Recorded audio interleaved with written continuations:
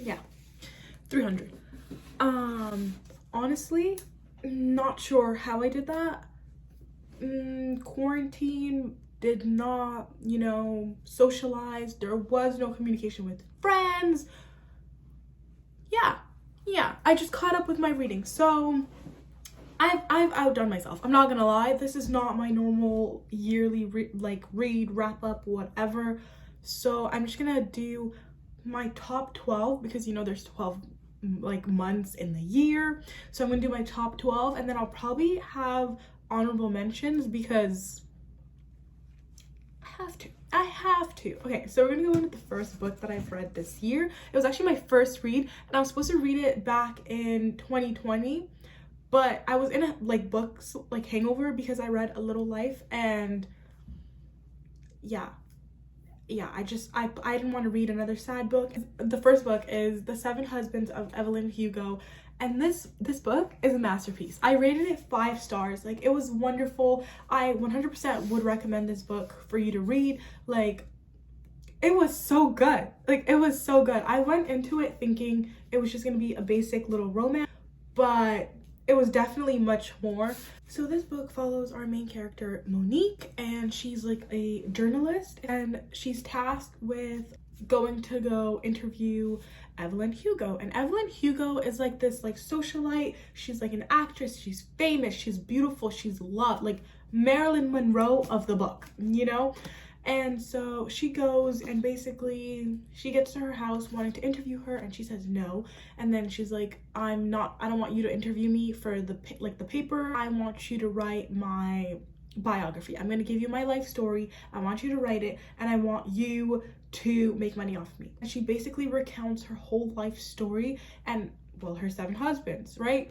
And yes, there's love, but there's drama, there's family. This book made me cry, and I recommend it. And I'm not going to say anything more because I feel like I'm going to spoil it. So definitely read this book. Go pick it up. Read the book. So the next book I actually read on my Kindle, and it's Long Shot by Kennedy Ryan. And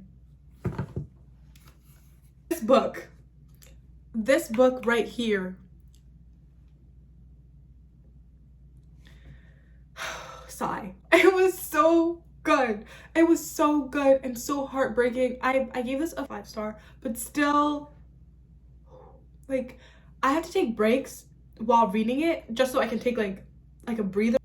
This book is honestly just a masterpiece, and there are a lot of trigger warnings in this book. I 100% recommend you search up the trigger warnings to see what's gonna affect you.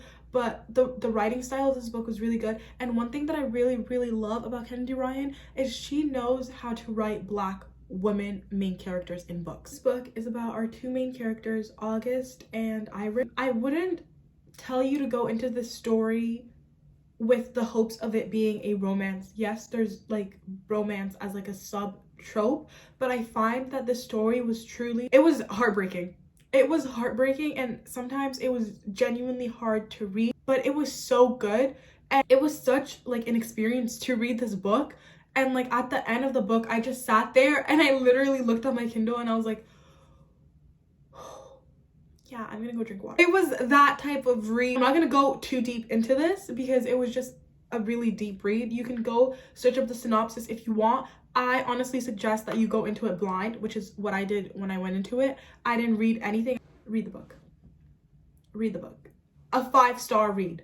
Okay, so the next book is Culty by Mariana Zapata, and I love Mariana Zapata books. I really adore her writing style, and I find that she is genuinely the queen of slow burn romances. So I find that it took me a really long time to get into this book specifically because it was advertised as a coach / student romance. I thought it was gonna be a age gap, but set in college and high school, and I don't like that personally. She's an instant buy author for me. So I gave it a shot, and it was so good, and it was definitely not what it was sold to me as. This is so good.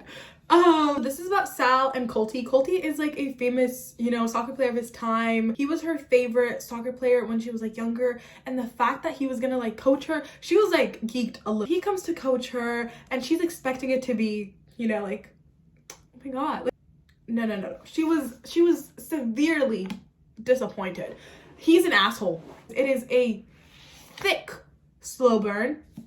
Slowly they develop a friendship, and then the banter in this is so good. I mean, she calls him a bratwurst because he's German. But I think the favorite part about this for me, and I will not get over it, was the fact that he called her a taco, because she would always call him like German food, and he called her a taco, and I was like, yeah, this is when the friendship, like, it starts. Like, he caught feelings. He won't admit it, but he caught feelings, you know? It was so good. I gave this a 4.5. Please read the book. It's so cute. It's a little thick. You won't realize it because that's what Mariana Zapata does. She gets you into like their routine. I think for like the first part of the book was just them like running drills and doing soccer practices and going home and coming back. But she does it so well that you don't even realize that you're just reading their life story. Okay, so the next book I have is Playing with Fire by Aljaz Shen, and I gave this a 4-star, and this was a good girl, bad boy type of story. So this follows our main characters, Grace and West, and they're absolute opposites. So he's like the bad boy, broody, handsome vibe, and she, you know, she's quiet. She also is a burn victim, right? So she's very like insecure, but like she keeps to herself. People are like scared of her. No one really talks to her. He's like this guy that everyone likes, everyone wants to be friends with. They start becoming friends, and friends become more, and like they push each other because he has some trauma that he has to deal with, and she obviously has trauma that she has to deal with. And it's so cute and very like, you know, it's just a quick read. Like, I think I read this book in a couple of hours, but it was like really good, and like it sat with me. It was really good. That's what I recommend. Okay, so the next book that I read is Fumbled Hearts by Megan Brandy, and this book was so good. I gave this a 5-star. It was a cheesy, okay, it wasn't cheesy. It was like, okay, hold on. So it follows our main characters, Kalani and Nate, and Kalani is like the new girl in town, and she moves into a house next to her cousin's house. So her cousin lives with her aunt, and you know, and she lives in the house right next to it alone. And like everyone wants her. She's clearly gorgeous. You know, she's a bad bitch. The quarterback, of course, Nate, thinks that he can get her. You know, like everyone wants her, but he's kind of like, I don't want her, but like, I want her. And then they start hanging out with each other. Like, she starts hanging out with like all of like her cousin's friends, and like they all start hanging out together. She goes to their school, and slowly they start developing a connection, right? Even though they're just friends, and they say they're just friends, slowly realize like, damn, like you get me more than anyone has ever gotten me. And there's so much going on in the book. Like, there's drama, and there's like family problems, and there's love, and there's just like, they get each other so beautifully that I'm like, this is the type of love that I want. That's why I think I rated this a 5-star, because when I was reading it, I was like, yeah, this is the type of like love I want. And yes, there is miscommunication in this one. I'm not gonna lie, there's miscommunication. I feel like the miscommunication could have been avoided, but I find that it was put there to show you that, yeah, even though there was a miscommunication and drama or whatever, they were able to like, you know, get over the bridge and be in love and just live happily ever after. Okay, so the next book that I'm going to talk about, and it's called Kingpin's Foxglove, and it's a duology, but it's so good. 5 stars. It's so good. So basically it follows our main character. Her name is Elena, and she was married to like a mafia don, right? But then comes Konstantin Khan, and he kills her mafia don, kidnaps her, and basically has to return her to the Chicago like outfit because that's where she's from, and she does not want to go back. So she's like, she goes to his house, he kidnaps her, and she has to stay there before he has to send her away. She sees that one of his soldiers, his wife, is sick, and she's like, I can heal her. I'll find a cure for whatever her illness is, and the deal will be that you'll let me go. Like, you won't send me back to the outfit. This book sent me on a roller coaster. I was shook. I was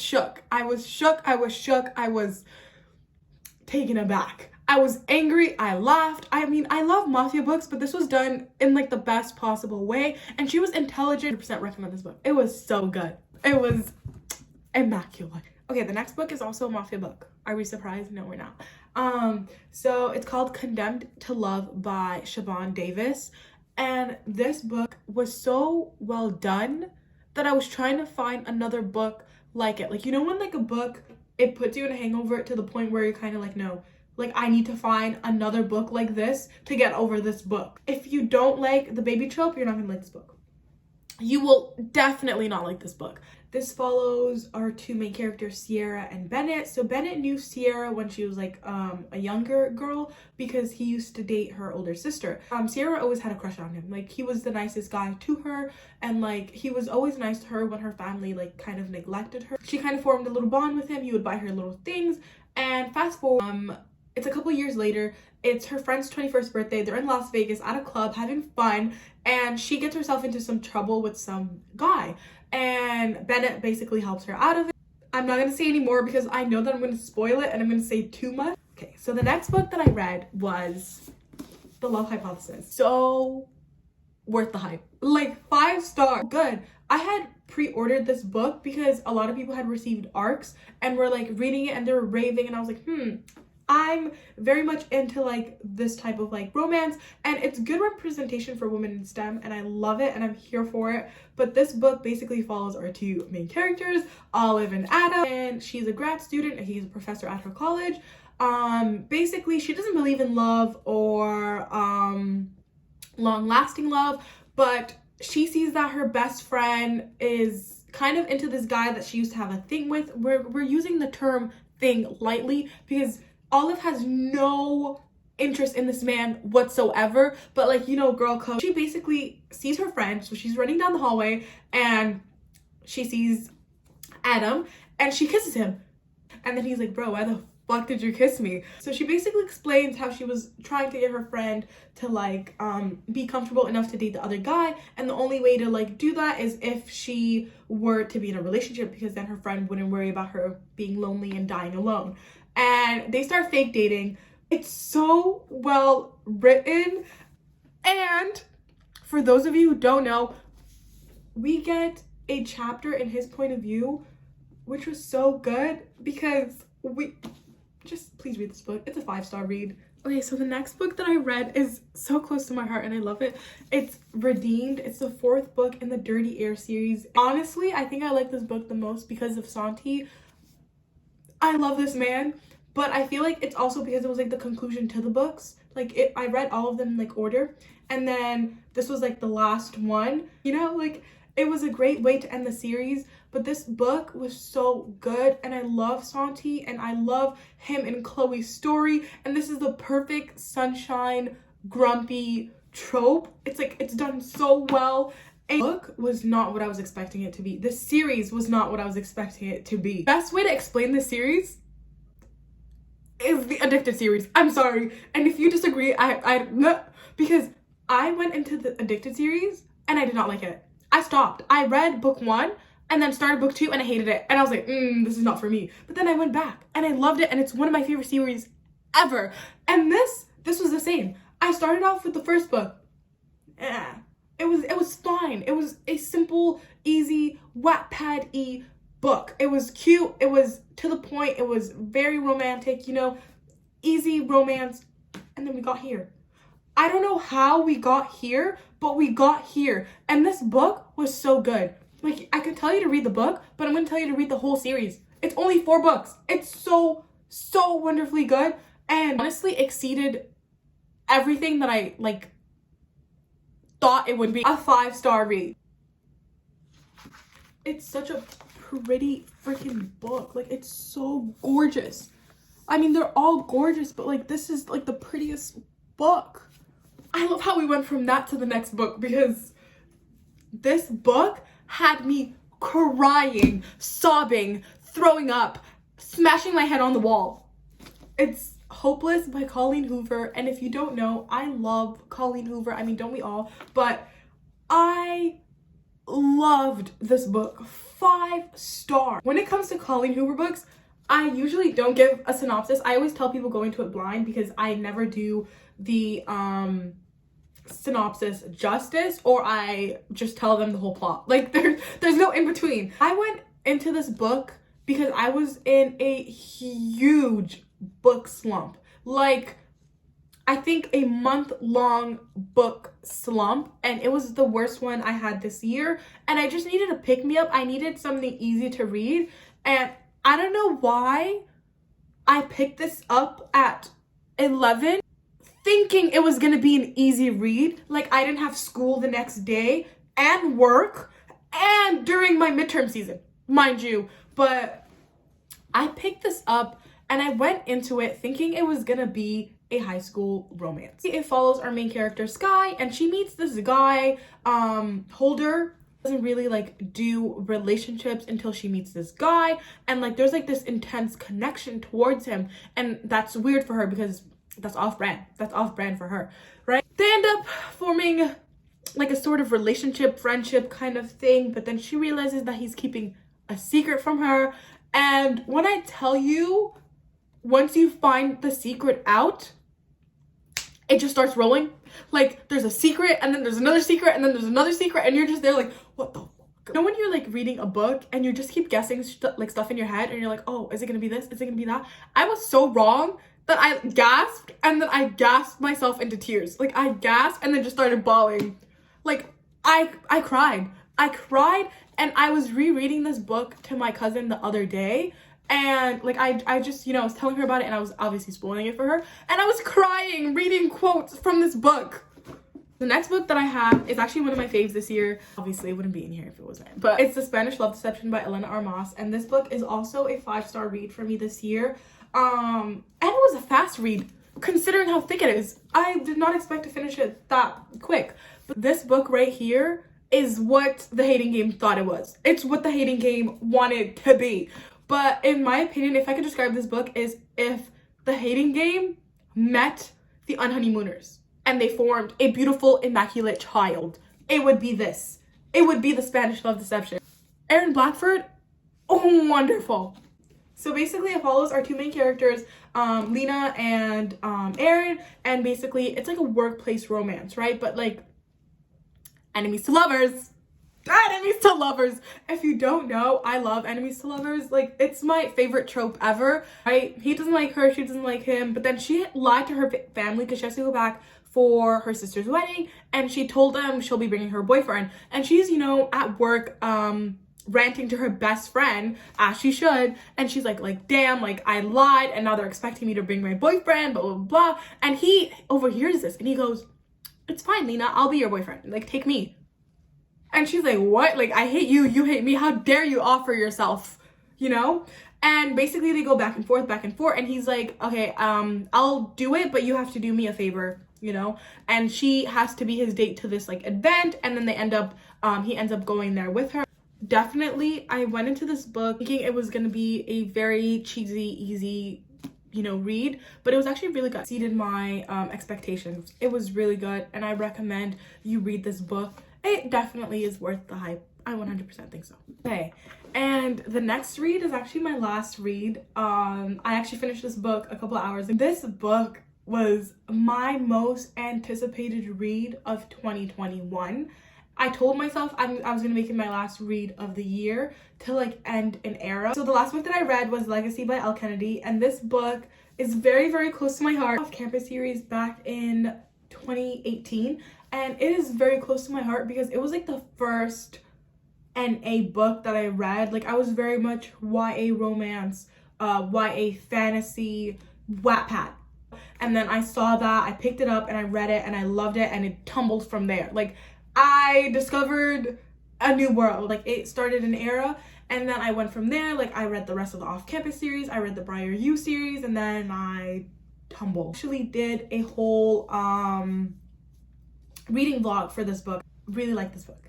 I really like this book. I give it a 5-star. I find that it was a great end to each and every one of their stories. Synopsis for this book was a wedding, a proposal, a elopement, and a secret pregnancy. 4 couples, which is which. You kind of like figure it out as you go. I actually cried. I didn't. It was more like a little teardrop for one of them. If you did not know, my favorite couple in this story, well, in this their story was well done and well written, but like the best story in my opinion was Hannah and Garrett's. Every single couple of this book got their happy ending, and in the best possible way. Like, it was honestly truly wonderful. If you haven't read Off Campus, please do, just so you can read The Legacy. Okay, so anyways, that's it for my like actual 12 book wrap up. Now I'm gonna do some honorable mentions because I did a couple of rereads this year, and I want to talk about them. So the first reread that I did this year that I'm going to talk about is It Ends With Us, because I love this book and it is getting the hype it deserves on TikTok, as it should, because it deserves it. I really like this book. I re-annotated it. I re-cried reading it. I will 100% always recommend this. I really like this book, and this is one of those books where I'm not going to tell you to read the synopsis, and I'm going to tell you to go into it blind. Another reread that I did this year was Six of Crows. I just really wanted to reread Six of Crows. I really liked this series. I really liked Shadow and Bone, and before the TV show came out, I wanted to do a full reread of the series, but I never got a chance to do so, so I just read Six of Crows. I reread it. I loved it. 100% recommend. The next book that I actually reread this year is Crown of Midnight by the Throne of Glass series, and I just reread it just so I can like re-annotate some parts. I really liked this book in the series. I mean, I liked all of them, but I really liked this book, and I cried at the end of this book. I remember, maybe it's because I was young, and I 100% recommend you read this book. Even though I don't like the author, I really like this book. I really like this book. Honorable mention that I read but didn't reread this year would be Sweet Filthy Boy by Christina Lauren, and I love them. I love Christina Lauren. I don't know what they do. I don't know how they sit there, look at each other, and write the most wonderful books, but they go from writing Sweet Filthy Boy to The Unhoneymooners to The Soulmate Equation. How do we get there? How do we do that? Like, I don't know, but I really love Christina Lauren, and I don't know what they did with this book, but it was so good. And if you did not know, he speaks French to her, and I speak French. It's about our two main characters, Mia and Ansel. So basically, she goes to this club or whatever, and this guy's like hitting on her, and she's not into it. She's like, no, and he's not letting her go. So she grabs onto Ansel, and she's like, this is actually my husband. He just came back from the bathroom. And this man goes along with it. He's like, yeah, that's my wife. And he gives her a little smooch. And then he's like, by the end of the night, like, you're gonna be in my bed. And she's like, nah, it's not gonna happen. He's like, I bet you $50. And then they end up spending the night together, and he was with his other 3 friends, and she was with her other 3 friends. And basically they end up like joining. I think it's other 2 friends, actually. I think it might be 2 other friends. They, you know, party, get drunk, and all end up getting married. A shotgun wedding type of situation. And then they woke up the next day all regretting it, and they're like, fuck, like, we're getting a divorce, you know, we're ending that shit, like, we're getting a quick annul. They decide to stay married together, going to France, where he's from, for the summer, and they basically live together, see if he's the one, see if this is worth pursuing. So she spends the summer with him, and there's drama. Obviously, it wouldn't be a Christina Lauren book without any drama. 4-star. It was really good. That was it. Those were my top books of this year. I hope you end up liking any of those books. If you've read any of those books, let me know. If you want recommendations, let me know. I outdid myself this year, 100%. I feel like, especially with quarantine and COVID, you know, not being able to do anything, I overread. Goodbye.